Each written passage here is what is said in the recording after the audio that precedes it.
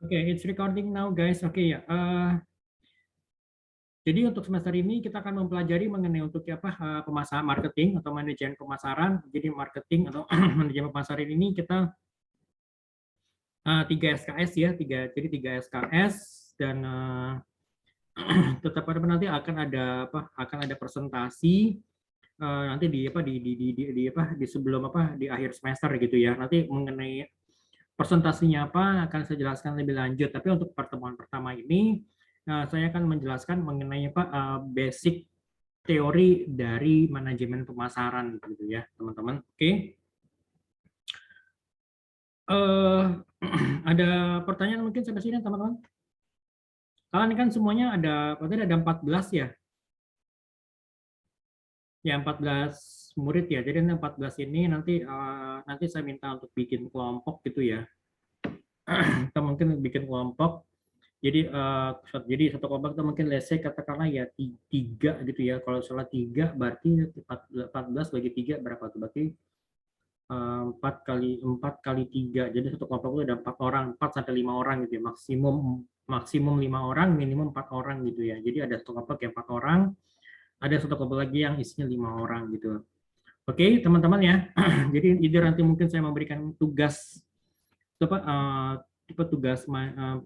tugas-tugas untuk yang apa untuk melengkapi nilai tugas itu baik itu menggunakan kelompok atau tugas mandiri, tapi saya sih prefer untuk memberikan itu melalui kelompok. Jadi saya bisa memberikan tugas yang lebih banyak gitu ya, hopefully. Oke, kita mulai aja ya. Saya share screen dulu sebentar.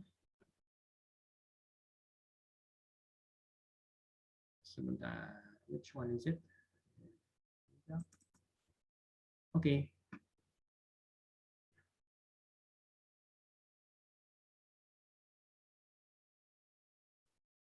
Yes, di layar kalian ini kelihatan ya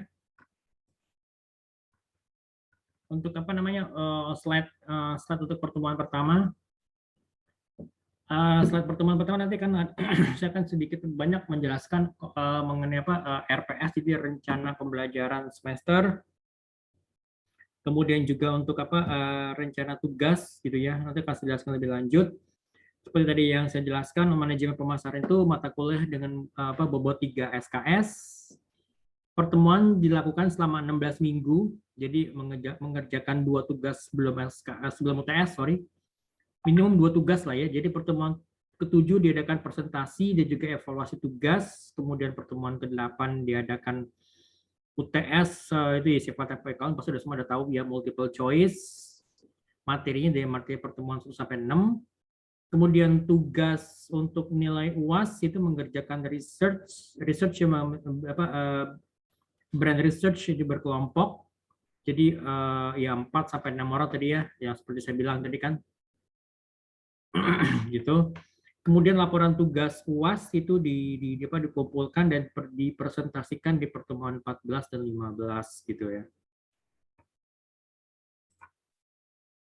Oke. Perhatikan ya.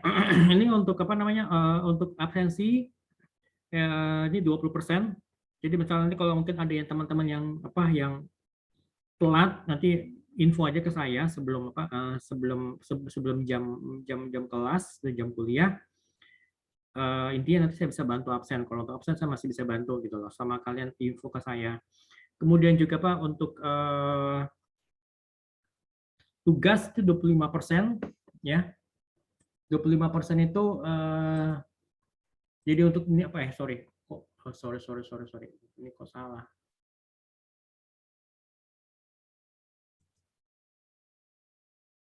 Nah, ini go.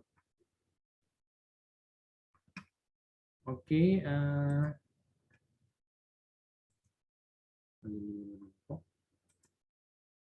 sorry. Nah, ini. Oke ya, terus itu ya 25% itu terdiri dari apa nilai untuk 2 tugas sebelum UTS dan juga untuk nilai kuis. Jadi nanti mungkin kuis nanti bisa pakai menggunakan kuis atau kuis nanti saya berikan apa soal-soal yang kalian nanti kerjakan secara berkelompok gitu ya. Oh my God, kenapa lagi nih? Gitu, oke. Terus untuk yang UTS itu bobotnya 25%, kemudian juga UAS itu bobotnya 30% gitu ya. Ini nanti kan bisa kalian coba cek sendiri. Jadi intinya ya apa namanya seperti ini. Jadi ada capaian pembelajaran mata kuliah, kemudian juga ya apa namanya juga ada apa satuan-satuan pelajarannya. Nanti saya akan jelaskan lebih detail di sini. Karena mungkin terlalu terlalu apa namanya. Nah seperti ini nih. Bisa kelihatannya di layar kalian ya. Nah, jadi untuk pertemuan pertama ini kita akan ngebahas itu untuk apa namanya pengertian atau definisi dari pemasaran dan juga manajemen pemasaran, gitu kan ya. Dengan masing-masing detail ada apa ya. Jadi definisi dari pemasaran itu sendiri, kemudian poin 2 adalah pengertian dari manajemen pemasaran, tujuan dari manajemen pemasaran itu sendiri, kemudian perkembangan konsep pemasaran, kemudian juga entitas-entitas yang dapat kita pasarkan. Jadi seperti apa aja, misalkan marketing itu ternyata bisa juga digunakan untuk untuk memasarkan diri kalian. Misalnya katakanlah kalian sebagai selebriti atau kalian sebagai calon anggota legislatif gitu ya, atau kalian mungkin apa namanya orang yang akan dicalonkan salah sebagai anggota direksi atau apapun itu juga bisa di. Nah, konsep pemasaran bisa digunakan ya untuk ya memasarkan orang tersebut gitu loh. Kemudian juga di sini kita akan mengidentifikasi elemen strategi pemasaran produk perusahaan itu sendiri. Jadi mulai dari definisi segmentasi, targeting, dan juga positioning. Bagaimana kita mensegmen pasar gitu kan ya. Kemudian juga bagaimana kita bisa melakukan targeting untuk pasar yang sudah kita segmen tersebut, dan juga bagaimana kita bisa melakukan positioning atau produk gue atau brand gue atau jasa yang gue pasarkan ini mau diingat sebagai produk yang seperti apa gitu loh. Gampangnya gini, misalkan kalau kalian bicara mengenai mobil keluarga, apa sih yang ada di benak kalian gitu kan? Ya pasti muncullah misalnya apa ya misalnya muncullah Toyota Kijang, atau mungkin muncullah Avanza, atau mungkin sekarang muncul misalnya brand baru seperti apa Mitsubishi Expander. Nah, itu merupakan positioning. Jadi bagaimana produk kita itu bisa diingat oleh konsumen, di benak pikirannya konsumen gitu loh. Oke, nanti kasih jelaskan lebih detail gitu loh ya. Oke, sampai sini jelas ya. Jadi nanti kalau misalnya ada yang mau ditanyakan, monggo saya diinterrupt aja nggak apa-apa. Oh ya, ada yang mau masuk ya sebentar, sorry. Saya lupa kalau ada kasihkan ngobrol begini. Masih ada yang bantu. Oke, ini sudah masuk. Oke, nanti kalau misalnya ada yang nanti saya tolong nanti diingetin nih kalau ada yang kalau ada yang belum masuk ya teman-teman ya, supaya saya nggak ngebut gitu. Karena saya suka kalau ada lagi begini nih suka lupa ada yang belum masuk ternyata ya. Ini waktu saya sembari baca WhatsApp ini. Oke, jelas ya teman-teman ya. Oke, kita mulai aja. Kita back to the slide. Sebentar, ini saya bikin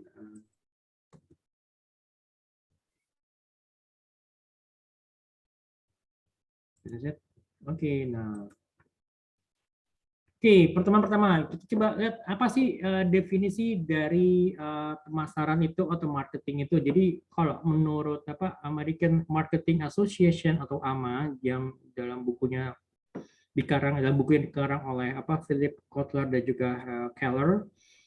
Jadi di sini dijelaskan bahwa pemasaran itu sebagai suatu fungsi organisasi dan juga serangkaian proses. Jadi fungsi dari sebuah organisasi dan juga adanya serangkaian proses untuk menciptakan, mengkomunikasikan, dan juga memberikan nilai kepada pelanggan. Jadi ada value yang diberikan kepada pelanggan gitu loh. Dan juga untuk mengelola hubungan pelanggan, ya pasti hubungan antara company atau organisasi dengan pelanggan, dengan cara yang bagaimana? Dengan cara yang memberikan keuntungan bagi organisasi dan juga para stakeholder, para pemangku kepentingan. Siapa saja pemangku kepentingannya di sini? Ya pasti adalah karyawan gitu kan. Kemudian siapa lagi selain dari karyawan adalah pemegang saham gitu kan ya. Ya kan, atau para investornya. Ya kan, misalnya kan kalian sebagai investor, kalian sebagai orang yang punya duit, kalian invest duit injek duit di suatu sebuah perusahaan, pastikan ya Pak, kalian mengharapkan selain dari duitnya itu balik ke kalian, ya berikut dengan keuntungan gitu kan, berikut dengan profitnya gitu kan. Kemudian siapa lagi selain dari itu ya pasti setelah itu pasti juga adanya namanya supplier gitu kan. Supplier itu kan memasok atau mensuplai produk atau jasa mereka kepada perusahaannya dengan harapan apa ya, dengan harapan ya pasti mereka kan mendapatkan keuntungan atau mendapatkan profit gitu kan ya. Selain dari supplier siapa lagi kira-kira? Ya, ya misalnya katakanlah lingkungan sekitarnya lingkungan sekitar perusahaan, atau mungkin kalau misalnya pabrik ya berarti misalnya masyarakat di sekitar lingkungan pabrik gitu kan ya. Kemudian siapa lagi misalnya ya mungkin di industrinya gitu kan, misalnya industri di industri manufacture otomotif ya pasti ya semua yang terkait dengan industri di industri manufacture tersebut gitu loh. Kemudian juga pastinya ya pastinya juga apa pemerintahan atau mungkin juga baik itu pemerintah di apa pemerintah lokal setempat atau pemerintah daerah maupun juga pemerintah pusat gitu kan. Gitu. Oke. Itu ya. So, jadi apa sih inti dari marketing? Jadi inti dari marketing itu adalah bagaimana kita bisa mengidentifikasi dan juga memenuhi kebutuhan manusia dan juga lingkungan sosial gitu. Jadi pemasaran adalah bagaimana kita bisa memenuhi kebutuhan dengan cara yang menguntungkan, cara yang profitable gitu loh. Oke, gitu ya teman-teman ya. Ada yang menanyakan sampai sini guys? Nah, kalau kita tidak bicara mengenai marketing, di sini kalau bicara mengenai marketing manajemen atau manajemen pemasaran itu adalah seni dan juga ilmu dalam memilih pasar dan juga meraih pasar, mempertahankan serta menumbuhkan pelanggan. Perhatikan ya, jadi ada ilmu dan seninya, ada ilmu, science dan juga seninya, arts. Untuk memilih pasar sasaran, untuk memilih target market. Jadi ada ilmunya nih, ada seninya nih, gimana supaya kita bisa mendapatkan target pasar yang sesuai nih. Kemudian juga bagaimana kita bisa meraih kita dapatkan, kita pertahankan, dan kita bisa menumbuhkan pelanggan.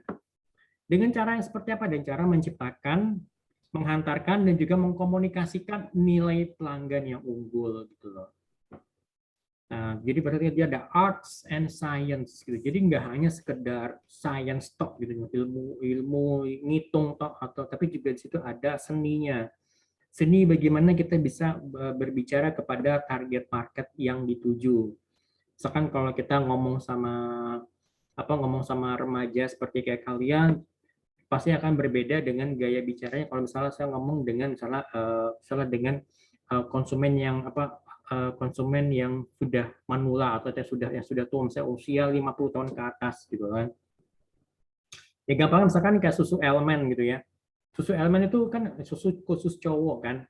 Ya mungkin kan saya misalnya bicara pasti kan gaya bicaranya atau gaya beriklan yang sesuai dengan target market saya kan, kepada misalnya pasti pada cowok kan, cowok yang usia produktif yang kan saya katakan dari usia 20 sampai usia 45 ya kan nggak mungkin saya menawarkan susu elemen ini kepada misalnya Pak misalnya kakek-kakek gitu kan, that's not possible gitu loh, walaupun sebenarnya kalau mereka mau beli ya sok silahkan, tapi itu kan bukan target market kita gitu loh. Oke, kemudian juga misalnya kayak salah susu ibu hamil gitu kan ya. Ya pasti ini kan diberikan kepada ya wanita usia produktif, ya misalnya saya katakan usia 20 tahun ke atas sampai mungkin sekitar usia 40 yang sedang mengandung gitu kan. Itu nggak mungkin kan saya menawarkan susu ibu hamil ini kepada misalnya nenek-nenek kan. Itu nggak pas gitu kan ya. Gitu. Oke, sampai sini jelas ya teman-teman ya. Kalau ada yang mau tanyakan monggo, nggak apa-apa. Langsung aja saya diinterrupt. Jadi biar saya biar saya bisa biar saya bisa tahu, oh mungkin saya terlalu cepat kah, atau mungkin ada sesuatu yang kalian mungkin kurang mengerti gitu ya. Oke, kita lanjut aja ya. So kita lihat dari tujuan pemasaran. Jadi apa sih tujuan dari pemasaran itu? kalau menurut Hasan ini dalam bukunya ini di sini jelaskan bahwa tujuan dari pemasaran itu mencakup bagaimana kita bisa memaksimumkan keuntungan alias meningkatkan profit gitu ya. Kemudian juga memaksimalkan pangsa pasar, jadi market share. Kita bicara mengenai market share, kalau tadi profit, market share, kemudian juga sales, penjualan, kemudian juga brand image, citra merek. Jadi kan ya sorry to say, misalkan kalau kalian misalnya membayangkan kalau seorang bintang film yang lihat saya ketika misalnya atau mungkin selebriti yang kemarin baru keluar dari penjara tuh kira-kira menurut kalian tuh brand citra mereknya, image kalian terhadap dia bagaimana gitu kan, itu pasti akan berpengaruh gitu kan ya. Nggak mungkin nggak sih dia kalau misalnya diangkat misalnya sebagai atau mungkin diajak sebagai untuk mengendorse produk tertentu gitu kan, karena kan misalnya karena ya pastikan dia ada penolakan dari masyarakat gitu kan, dari kelompok masyarakat tertentu yang mungkin itu pasti juga akan berpengaruh kepada citra atau image suatu produk kalau misalnya dia sebagai endorsernya gitu kan. Kemudian juga meningkatkan kepuasan pelanggan. Berarti ini bicara mengenai customer satisfaction gitu ya. Kemudian juga menyediakan value. Menjadikan value itu berarti kan value-nya apa nih? Nilainya apa nih? Dan juga memelihara stabilitas harga gitu loh. Jadi ini tujuan dari marketing itu nggak hanya sekedar profit, tapi juga bagaimana bisa ya tetap sih ya profit diperhatikan. Kemudian juga ada beberapa faktor-faktor yang lain yang perlu diperhatikan juga. Misalnya ya tadi pasar, kemudian juga tadi brand image-nya bagaimana gitu kan ya. Kemudian karena brand image ini penting gitu loh. Jangan sampai ya misalkan kayak pas lagi Piala Eropa kan, di mana waktu itu CR7 itu kan dia menggeser botol minuman tertentu hanya karena gara-gara begitu jadi nilai saham itu anjlok gitu loh. Mungkin digeser mungkin karena dianggap sebagai ini minimal ini nggak cocok bagi para olahragawan gitu kan ya. Memang kalau misalnya mau sehat ya jangan minum ini gitu kan. Yang ada di benak mereka kan seperti itu gitu kan. Nah, kemudian juga meningkatkan kepuasan pelanggan, customer satisfaction gitu loh. Nah, misalkan gampangnya gini, misalkan bagaimana kalau misalkan kalian memesan makanan gitu kan ya, kalian menunggu cukup lama, kira-kira kalian puas nggak sih gitu loh. Walaupun misalnya makanannya enak, rasanya enak, sedap, tapi pada saat kalian menunggu, wah nunggunya bisa sampai setengah jam lebih gitu kan. Gitu. Itu pada misalnya dalam kondisi misalnya rumah makannya normal. Bayangkan kalau misalnya dalam kondisi rame atau padat gitu loh. Kira-kira kalian bisa menunggu berapa lama? Mungkin kalian untuk mendapatkan tempat untuk makan aja mungkin kalian harus antre gitu, harus waiting list. Sedangkan itu baru antri, belum lagi kalau misalnya pesan makanannya gitu kan.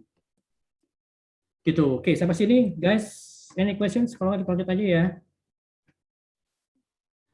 Oke, pemasaran itu meliputi dua hal. Jadi pemasaran merupakan filosofi, jadi sikap, perspektif, dan juga orientasi manajemen yang menekankan kepada customer satisfaction gitu ya. Jadi perlu diperhatikan. Jadi customer satisfaction gitu loh.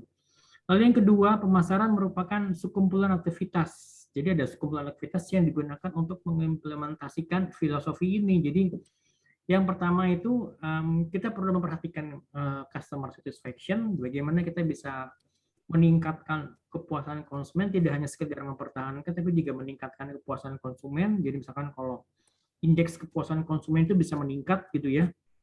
Misalkan kalau dari skala 1 sangat tidak puas sampai dengan 5 sangat puas. Nah, ini perlu diperhatikan gimana caranya mungkin misalnya katakan di tahun 2020 mungkin selama tahun 2020 mungkin tingkat kepuasannya mungkin ya rata-rata 3,5 sampai 4. Nah, itu mungkin perlu diperhatikan bagaimana kita bisa meningkatkan kepuasan konsumen di tahun 2021. Jadi angkanya jangan sampai mandek di situ, tapi mungkin angkanya mungkin meningkat ya. Misalnya saya katakanlah mungkin 3,8 sampai angka 4, kisarannya di situ gitu loh.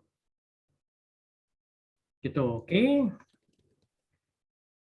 Perkembangan konsep pemasaran. Nah, sebentar. Ini sebentar saya ada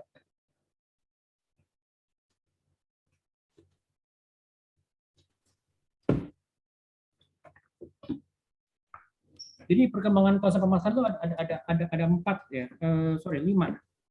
Kita lihat satu persatu. Jadi konsep produksi, production concept. Jadi production concept itu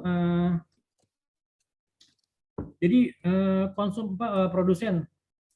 Jadi produsen adalah pihak yang memproduksi barang ataupun jasa gitu. Jadi konsep produksi itu adalah di mana produsen itu memiliki keyakinan bahwa konsumen itu akan menyukai produk-produk yang tersedia di mana-mana dan harganya murah. Jadi intinya produk itu harus ada di mana-mana dan harganya murah, terjangkau.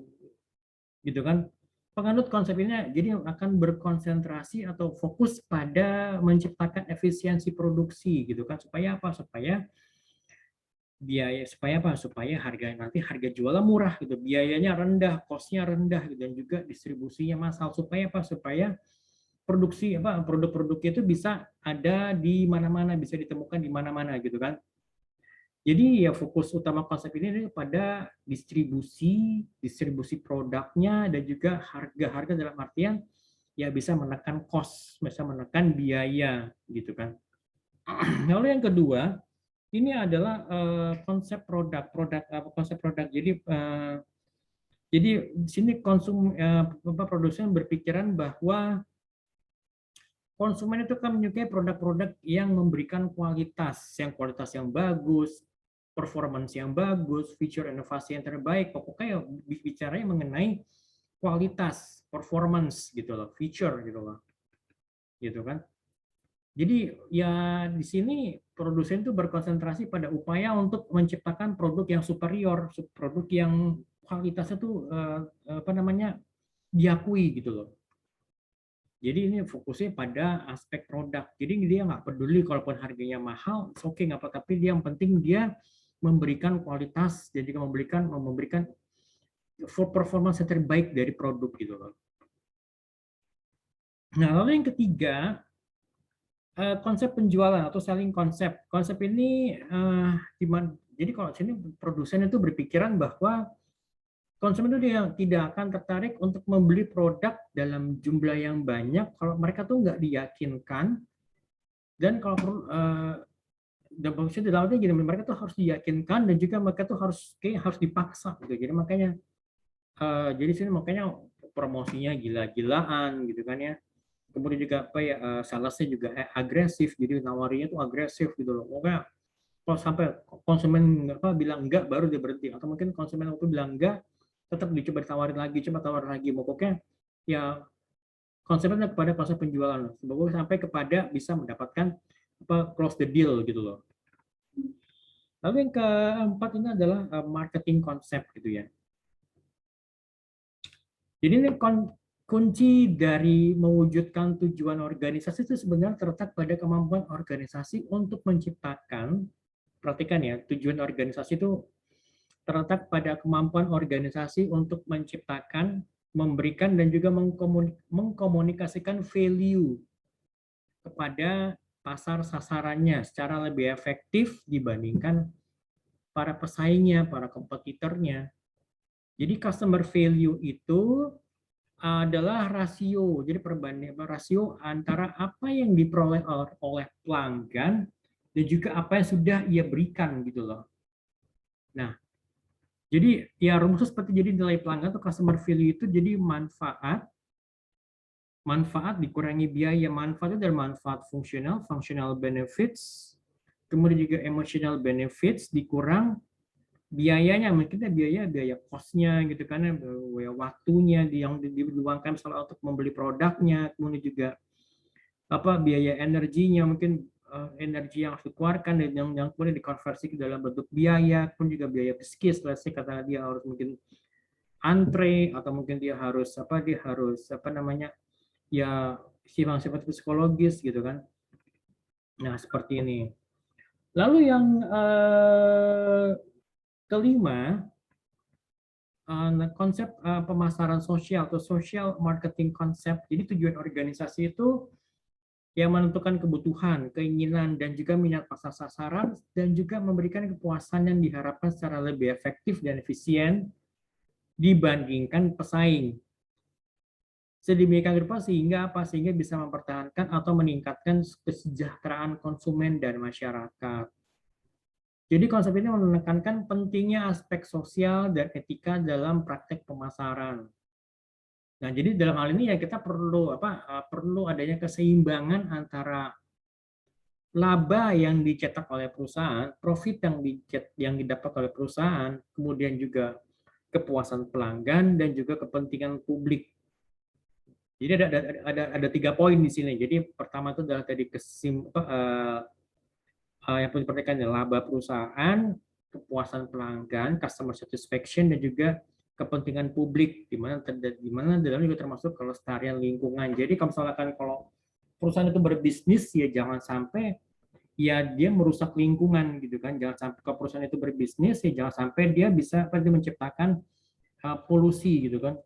Kalau bisa dia menggunakan green concept, cara menggunakan produk-produk yang sifatnya daur ulang. Mungkin misalkan kalau kalian pernah dalam beberapa minggu ini mungkin kalian memperhatikan salah satu stasiun TV berita ya.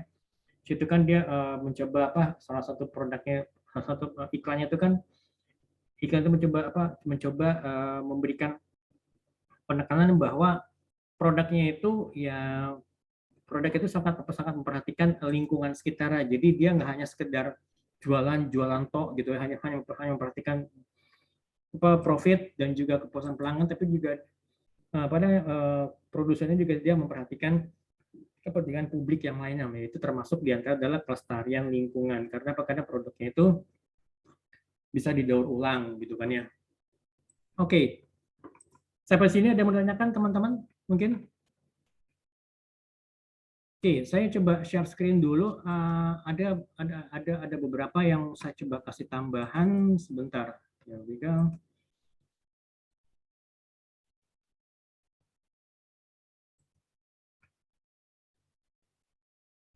Oke. Oke, jadi ini sorry ini judulnya salah ya. Judulnya saya belum ganti kemarin tadi pagi. Jadi kalau kita lihat di sini yang di atas ini adalah merupakan selling concept. Ini saya ganti dulu deh.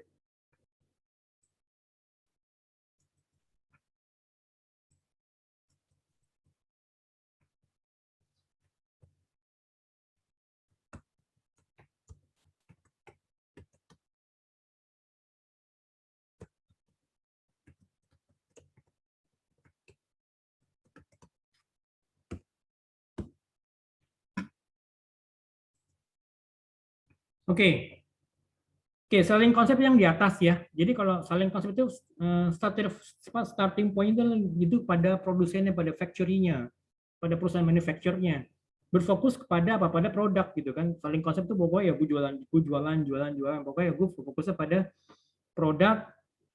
Sarana yang digunakan tuh adalah ya tadi yang promosi yang gitu gila-gilaan, kemudian juga ya hard selling gitu kan ya pokoknya ya sales itu gencar gitu kan ya.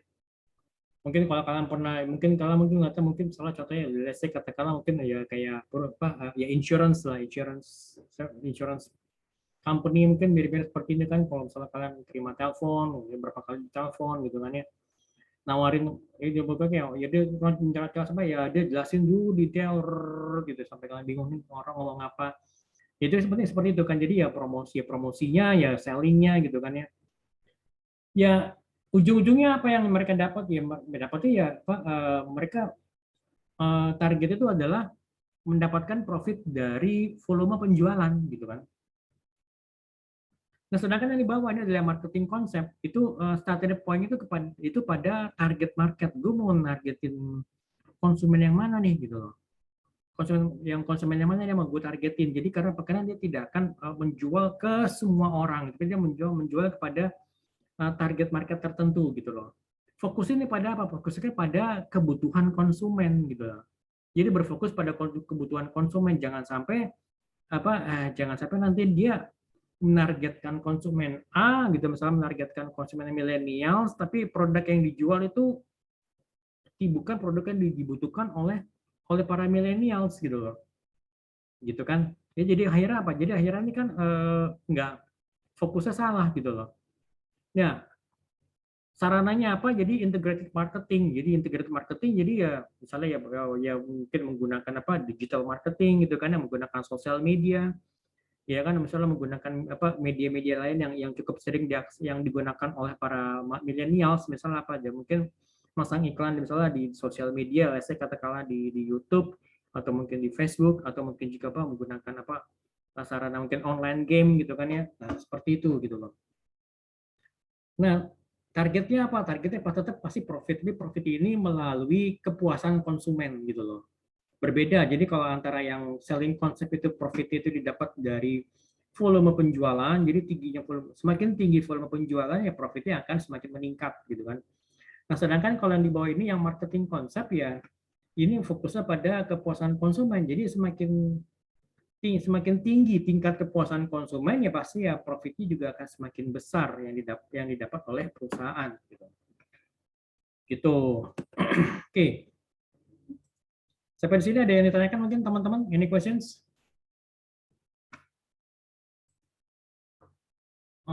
Kira-kira ada yang ditanyakan mungkin teman-teman? Atau mungkin kita lanjut aja? Lanjut, Pak. Lanjut, Pak. Lanjut aja ya, oke ya. Kita lanjut dulu nanti pas lagi ini kita nanti sebentar break 10 menit. Baru kita lanjut ke sesi kedua ya, seperti biasa ya. Oke, just a moment.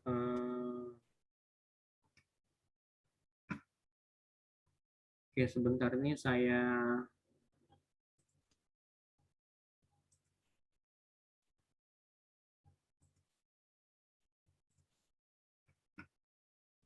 Oke, saya share screen dulu ya. Here we go. Pertemuan pertama. Oke, tadi seperti saya jelaskan, jadi entitas yang dapat dipasarkan. Ya pasti, ya kalian semua tahu ya, pasti kalau ya, entitas, maksudnya entitas tuh jenis barangan, jenis produknya seperti apa sih yang bisa dipasarkan oleh di sini gitu kan. Yang pertama pasti barang ya, maksudnya barang yang sifatnya barang fisik yang secara apa tangible, yang bisa terlihat gitu kan ya. Ya kan misalnya seperti kayak pakaian, makanan, minuman gitu kan ya. Ya kemudian kendaraan roda dua gitu kan, kalau kalian misalnya pada saat kalian beli motor baru kan pasti kalian tertarik dengan mungkin tertarik dengan bentuknya, mungkin tertarik dengan apa warnanya gitu kan, tertarik mungkin dari apa dari jenis apa dari bentuk lampunya mungkin ya, mungkin bentuk lampunya yang terlihat misalnya seperti apa retro gitu kan.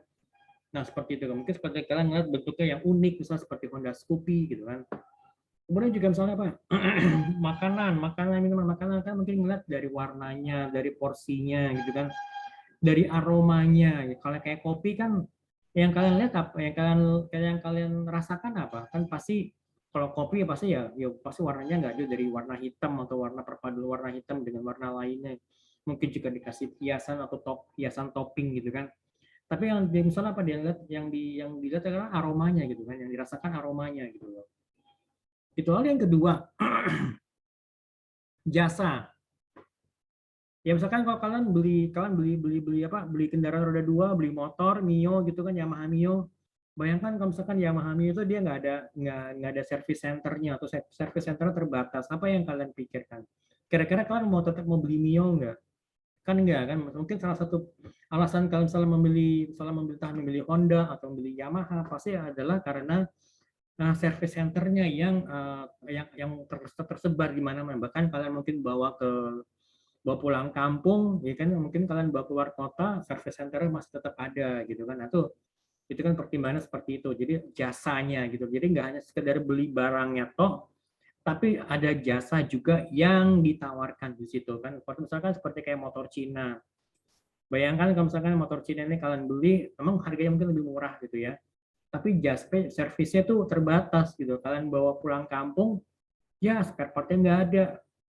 Boro-boro spare part tempat servisnya mana ada gitu kan. Nah, seperti itu gitu loh. Lalu yang ketiga, misalkan kayak acara misalnya kayak Olimpiade kemarin, Olimpiade tahun 2020, kemudian juga Piala Eropa gitu kan ya. Itu merupakan acara-acara yang dipromosikan gitu kan. Gitu. Oke. Itu kemudian juga pengalaman. Pengalamannya misalkan gini, seperti yang pengalaman itu jadi perusahaan itu menjual pengalaman misalnya pengalaman naik gunung kah, pengalaman kalian misalnya untuk traveling gitu kan ya, pengalaman misalnya traveling, misalnya atau pengalaman kalian apa rafting ya, Pak. Nah, seperti itu. Jadi yang dijual adalah pengalaman, pengalaman menggunakan misalnya apa? Pengalaman misalnya di apa mendaki Gunung Bromo.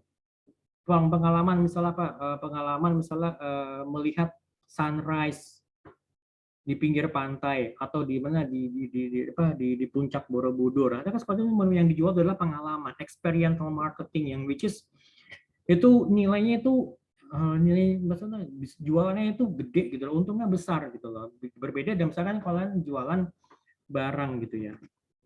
Oke guys, ini sampai di sini ya, sampai nomor 4 ya. Nanti kita lanjut lagi itu jam berapa nih?